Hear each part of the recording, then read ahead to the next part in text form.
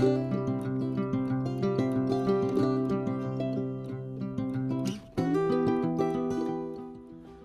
morning, this is Tom Christie back in the carving shop, and this will be session 2 of carving a Drake King Eider head.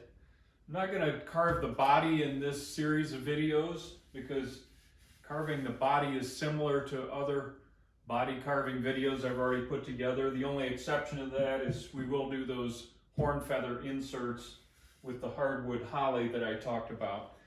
But we're going to start today's video with more layout work, because now we need to refine this bill and we need to get a few more dimensions sketched on here before we start carving. So let's get to it. All right, first of all, I want to establish this dimension. There are feathers that go between the lobes down the center of the head, and that area is very narrow of feathers. It looks like it's a 1/4 inch at most. So I'm going to lay out that on the carving and establish that 1/4 inch dimension between the lobes. And then if you look closely at the study bill, let's see if I can get it to focus. There's a little bit of an indentation here where the flesh of the bill meets the feathers of the head, and we're going to want to carve that in. You can also see there's an indentation that runs down this way towards the corner. We're going to want to carve that in along with the nostrils. One other dimension I want to check is underneath this dimension from here to here, and put that on the decoy. So I've got that with my calipers. That's from the corner here to the center underneath. So I put a little mark there, and we're going to carve that, notch that out. And I've also sketched on here where the lower mandible kind of disappears into the cheek feathers, and we're going to want to remove a little material there to define that. So I'll finish laying this out, including just from the front here. Hopefully you can see that there's a little bit of space between where the bill projects forward and where the feathers stop here. So I'm going to lay that out as well. Just another quick note on geometry here. The lobes kind of open up as they move back on the head, so the dimension back here is closer to a 1/2 inch. So it goes from that 1/4 inch in the front to a 1/2 inch up here as it moves further back on the head. So we'll keep that in mind.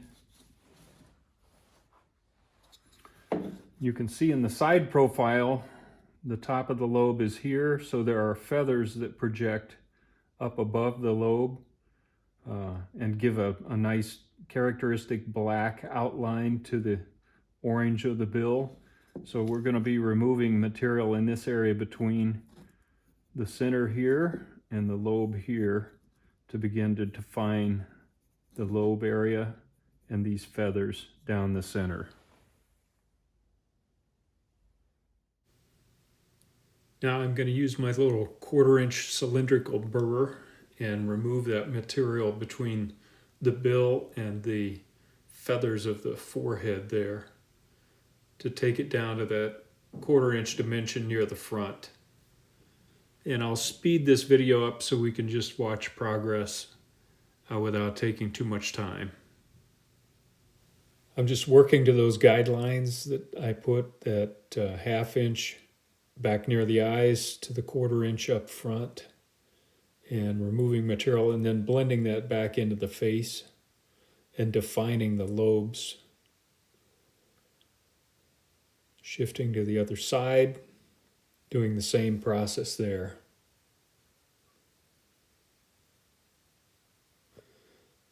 And just notice that the lobes extend out away from the feathers in that forehead location, but as you approach the cheek and the face, the lobes kind of just blend in to the feathers of the face in that position. So again, I'm just working this down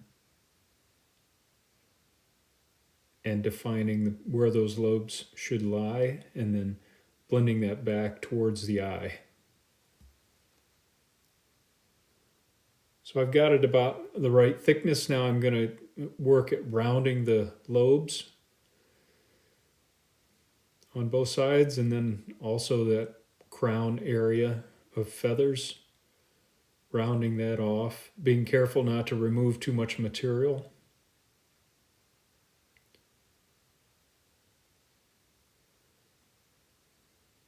This is just rough carving right now. It's not too worried about refining things. Now I'm removing that material under the lower mandible and defining that chin area that extends up under the lower mandible.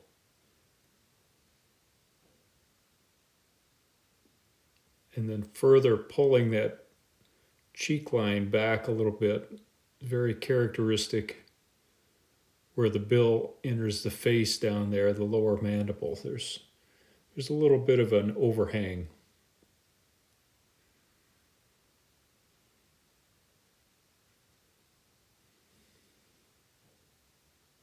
Just blending that face now into the lobes.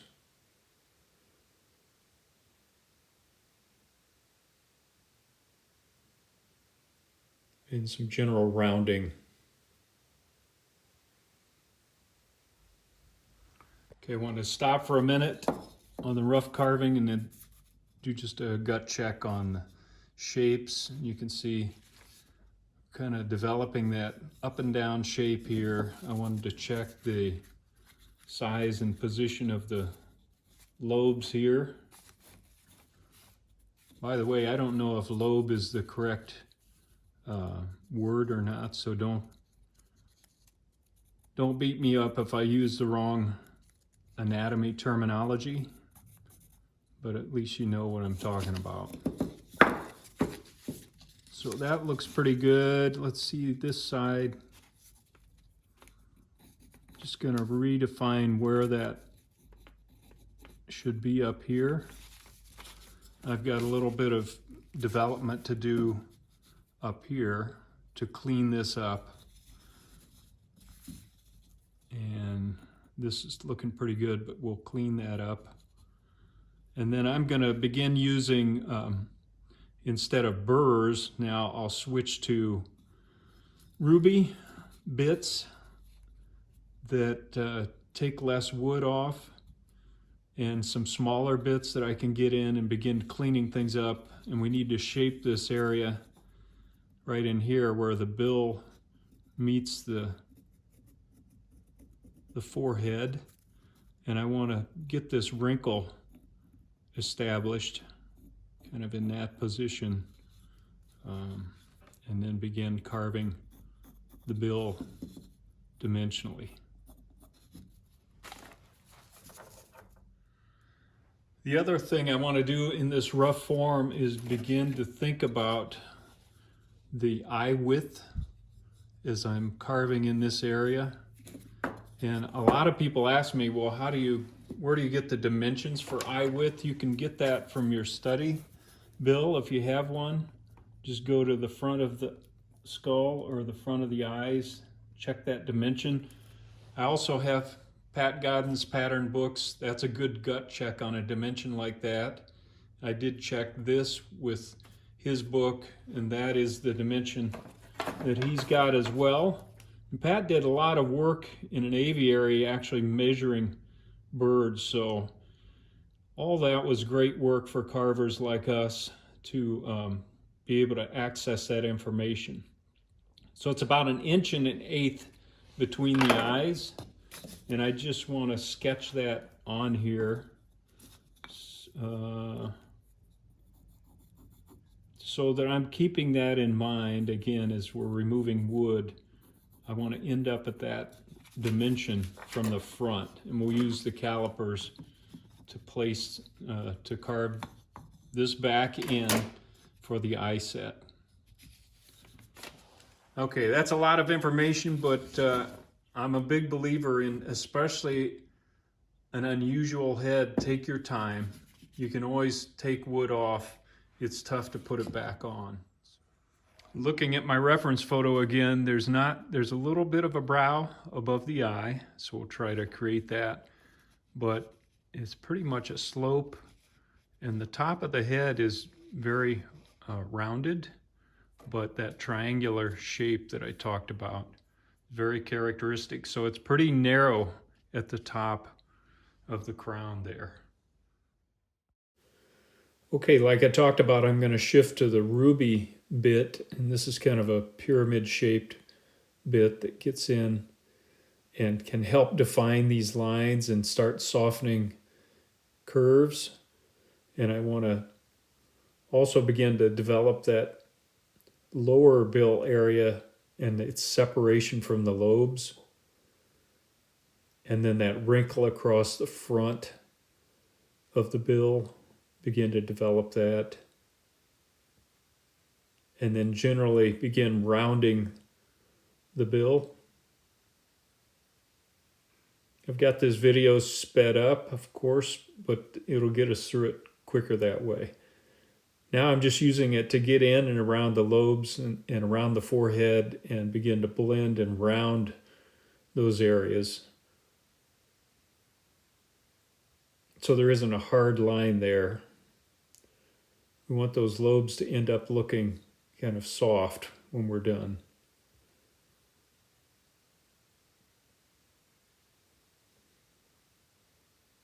Just removing a lot of the grinding marks with this ruby bit, and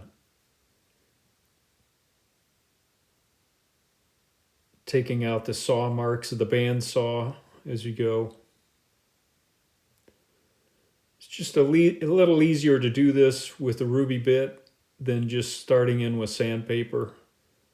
We're shaping things, but at the same time, it's pretty fine grit, so it smooths things out.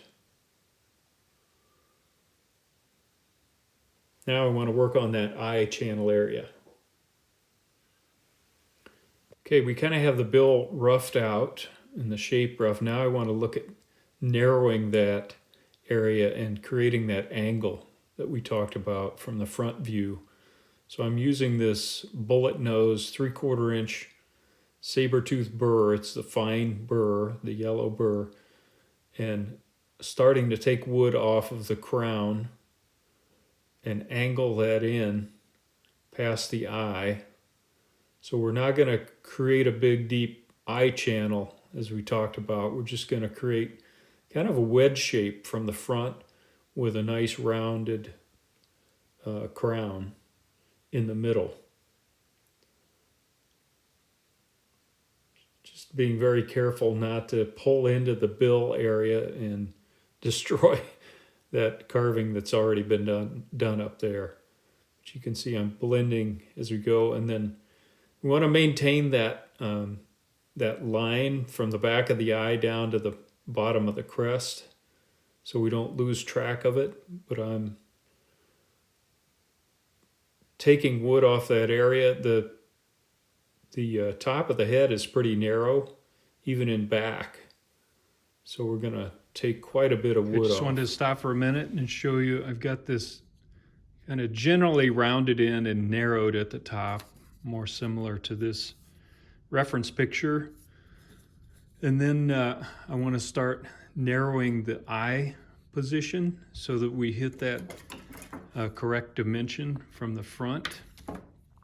And you can see in this reference picture that I want to continue that line right up and kind of over the eye. So I'll keep carving that in as we're narrowing the eye.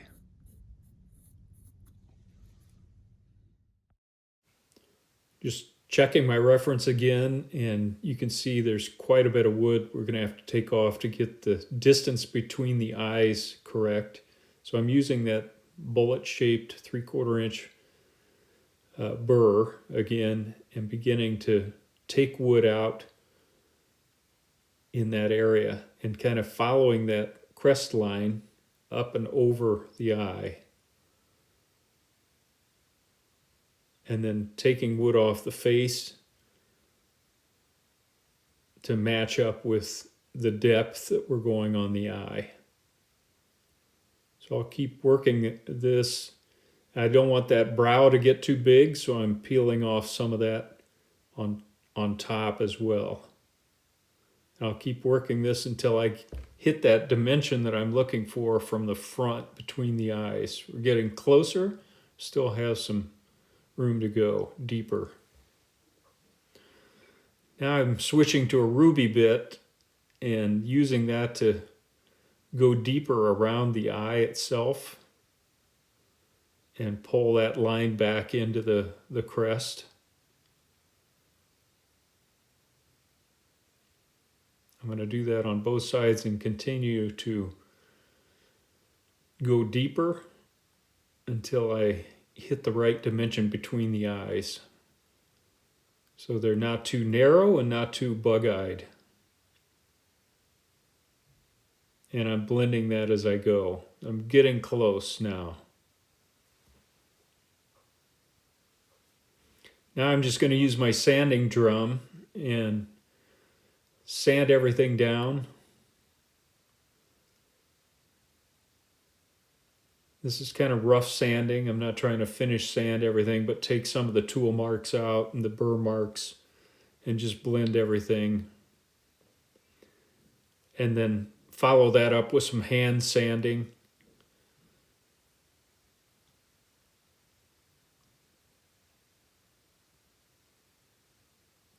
We want everything nice and smooth before we move to detailing the bill.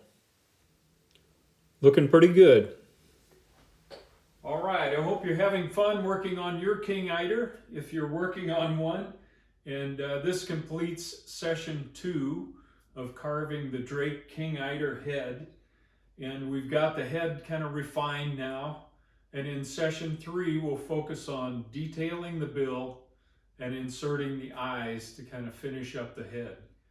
So, and then we'll move on to these horn feathers and the hardwood inserts so that we can talk about how you go about that. So until next time, Tom Christie signing out. Good carving to you.